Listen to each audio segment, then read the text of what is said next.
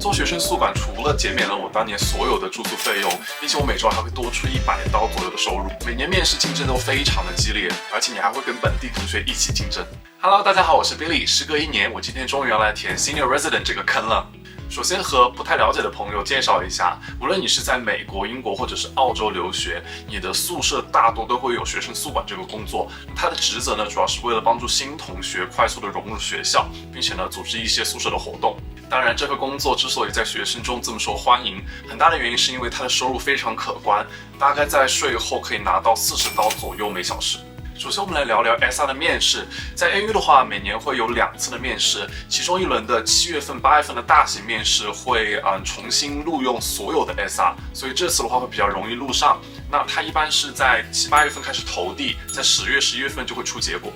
SR 面试对于国际生来说最大的难点就是我们需要用英文去和本地学生一起竞争一个急需自我表现以及团队合作的职位。但是不要担心，因为在宿舍学生群体中其实有非常庞大的国际学生群体，所以面试官的话也会去挑选那些优秀的本科和硕士的国际学生去做 SR， 这样的话会更好的帮助到这些群体。那 SR 的工作的话，主要是和自己区域的学生聊天、组织活动以及去值夜班。但是在 ANU 的话，2025年之后，值夜班的职责会被取消掉。那同时，它的收入的话也会做相应的调整，这个我们留在最后再来讲。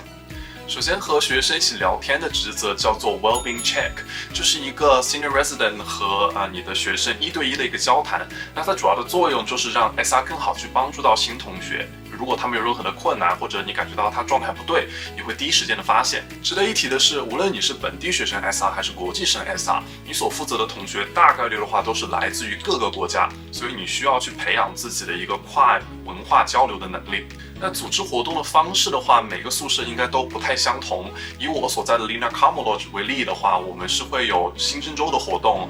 每周的楼层活动，以及每周1次的 Building Dinner。SR 同时有火警等紧急情况的疏导员的职责，以及你需要去培训急救知识。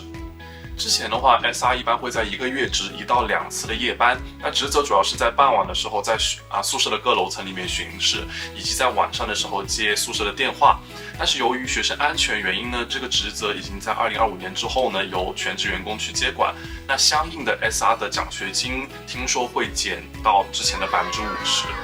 好了，这视频大概就介绍了我自己经历的学生宿管的工作。那我相信在各个国家、各个学校，这份工作的职能都会有相应的不同。如果这期视频对你有帮助呢，别忘了点赞、收藏和关注。我们下期再见啦，拜拜。